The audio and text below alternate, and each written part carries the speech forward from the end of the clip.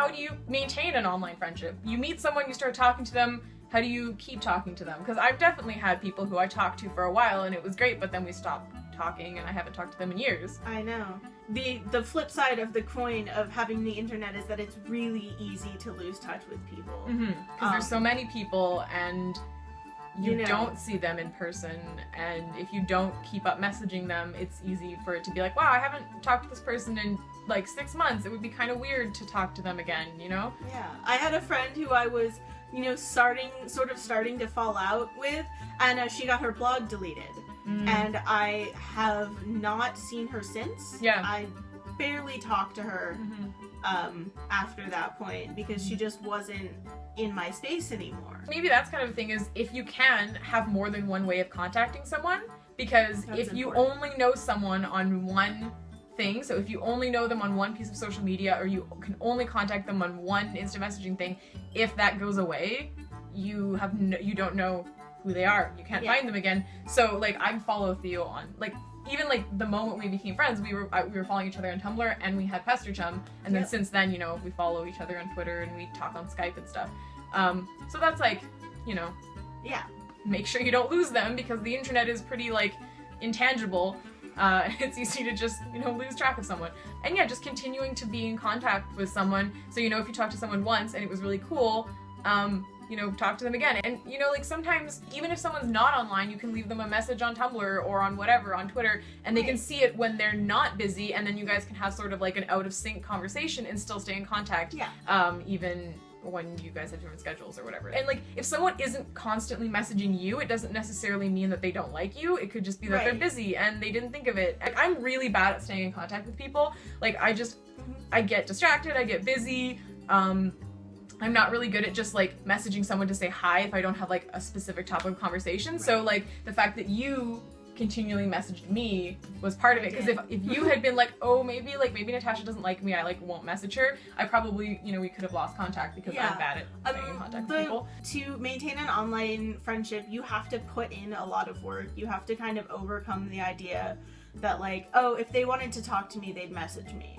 Because like, there are so many reasons why someone might not be messaging you. Maybe they, you know, think you're cooler than them and they don't want to initiate conversation, or they're busy and they have like, you know, a lot of stuff going on in their life and they're not, you know, constantly keeping up with their internet. You know, if it does happen, if you do you feel yourself falling out of contact with a person, if at some point while you were doing this you realize that you don't want to fall out of contact with this person, you need to talk to them about it. To keep up an online friendship, you're going to have to put in the effort, you know, talk to them about how you're feeling about this. So here's a point on the like, how not to have friends online. So if your friend does approach you with this conversation being like, hey, so I've noticed that you don't message me anymore, and like, I don't want to fall out of contact with you, but like, we're not talking. Don't just be like, well, that's your fault. No, I've definitely had online friendships where I went to my friend being like, hey, so like, I'm putting all of the work into this relationship and it's causing me a lot of stress. And they're like, oh, well, you know, why don't you just keep doing what you're doing? It's working for me. Well, yeah, and I think the other thing there is like, if a relationship is causing you stress, then it's probably not a good friendship.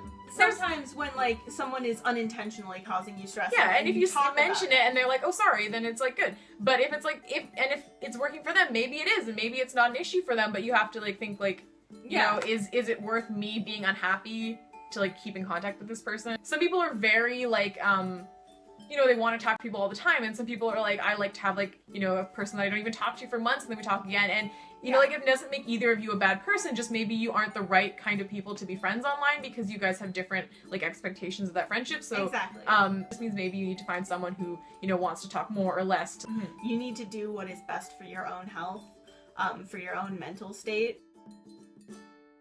So maybe like some resources for like keeping in contact with an online friend. You know, one of the things we do a lot together online is we watch shows together. Like we have a similar taste in TV.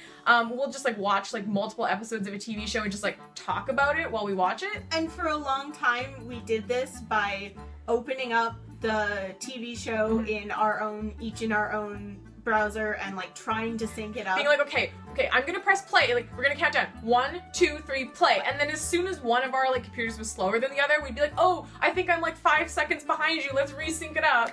And it was very complicated. And there was a time also where we didn't video message, we only typed. So we would be like typing while we watched a show. So it was just like, I would have like the type thing in one window and the show in the other, and we had to keep them synced, and we had to look at the thing while typing.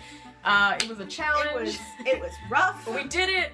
But then we started using Skype. So I think as long as you're comfortable, some people aren't comfortable with video chatting for whatever reason, but if you're comfortable with it, it makes it a lot easier than typing. And even if you aren't comfortable with video chatting, voice chatting is a really great resource. And I know. Skype is free and international, so that's what we use all the time. Yeah, we live in different countries. Yeah. Also, we have a 3-hour time difference.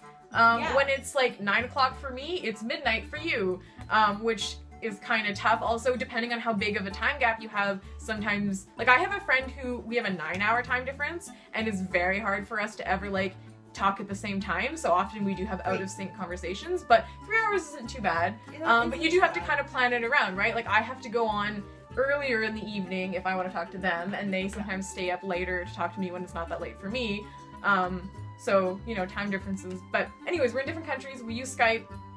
And another thing we use a lot, which when we discovered this, it helped us so much, oh my god, is a website called Rabbit. Rab.it.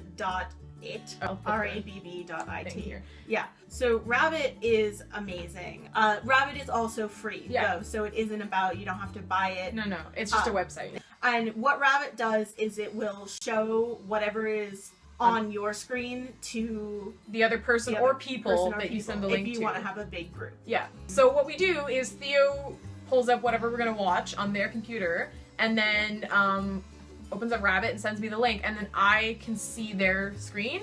And it also has video chatting built in, so you don't even need to have Skype open. So then it'll give you like 2 windows, and then on one window we'll see Theo's screen, and on the other window we'll see the video chat, and then we can watch whatever show, and instead of having to sync it up on both computers, it's automatically synced up because we're watching the same thing. We can see each other's faces. And we can see your faces. Bubbles. We watch lots of stuff. We watch The Flash. We watch what we're doing right now. The Flash is great. And the other thing that's good is whenever we watch something, we turn on subtitles so that it's because we talk, because we don't just like sit there and watch it and not talk, because that's not as bad when you're like with people in real life because you're sitting next to them, but it's like if you're like over Skype and not saying anything, it's like, why are we even Skyping? Right.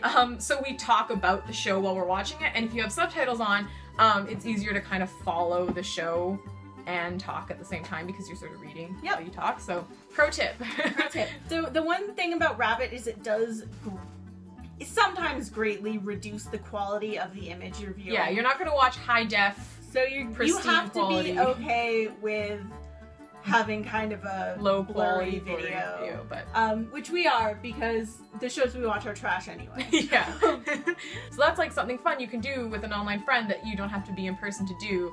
Yeah, and it's just like talking about interests. That's why it's nice to have online friends who have similar interests, because a lot of what you do with an online friend is you talk. So it's good if you have a lot to talk about, because there's not a lot else you can do with them, because you can't be like, hey, let's go mini golfing. Have you actually ever gone mini golfing? I have.